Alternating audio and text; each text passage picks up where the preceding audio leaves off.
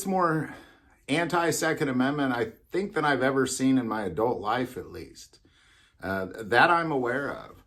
And when it comes to buying ammo, there's many states right now that have several gun bans going on. And obviously, if you buy the ammo that fits those guns, they're going to know. They're going to know. So there's a lot of things that the government can find out right now simply because of your ammo purchases. So I want to take a moment and talk about 3 things don't do. Don't do these 3 things when you're buying ammo. It's just going to set you up for some sort of situation where somewhere there's a digital record of you buying that type of ammo that fits in that type of gun. And you're just essentially, it's none of their business, I guess, is what it comes down to. So don't do these 3 things. Number 1, don't ever let them scan your driver's license. I can promise you that if you're in the state of Illinois and they scan your driver's license, or a state like that, California, Oregon, Washington, Jersey, New York, I can go on and on and on. If they scan your driver's license, it's gonna, when you buy a certain type of ammo, they're gonna know. They're gonna know what kind of ammo you're gonna buy. They're gonna know how much of it you bought. And even if you don't live in one of those states, same thing. Don't let them scan your driver's license. If somebody needs to scan your driver's license to buy ammo, don't buy ammo there. Number 2, don't use your credit card. I'm going to recommend you no longer use a credit card to buy guns and ammo, both. Because credit card companies now will flag your purchase and report you to the local authorities as well as the ATF.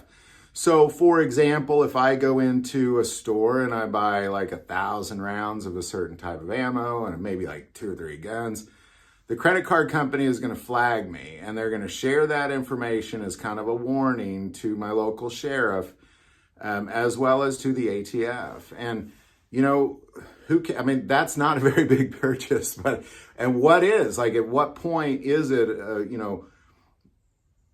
too much to be flagged or too odd? Like what is that thing? So I don't even use my credit card at all or my debit card to purchase anything at the gun store at all. Just use cash. It's almost as good as money.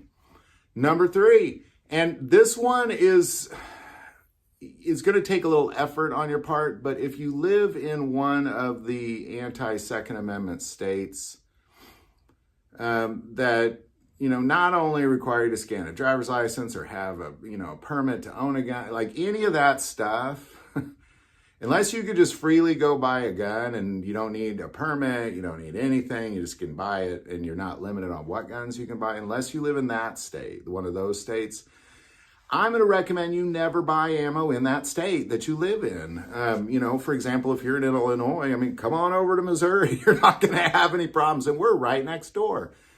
And I know this requires a little effort. I understand that. But do it when you're traveling. Like if you have a summer vacation planned with your family, just as you pass through certain states, stock up on ammo. But don't do it in your state. For sure, don't do it in your state, especially if they're asking you to register guns and you chose not to. And now you're buying ammo for a gun you didn't register. Like, come on. So that's really, it's a bigger threat than ever before. I don't think I would have made a video like this 2 or 3 years ago. But here we are. What kind of ammo you're buying and how much of it is going to raise eyebrows to a lot of different folks that have no business even looking your direction. So don't do those 3 things. Don't let them scan your driver's license. Don't use a credit card. And don't buy it in your state if you live in an unconstitutional anti-Second Amendment state.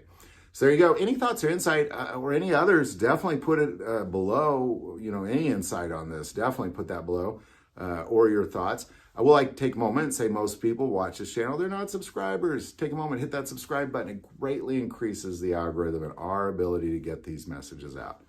That link is below. But the most important part of this channel, we take prayer requests. So never hesitate to send that in. Thank you for watching this episode of God, Family, and Guns. And as always, love God, love your family, and love guns.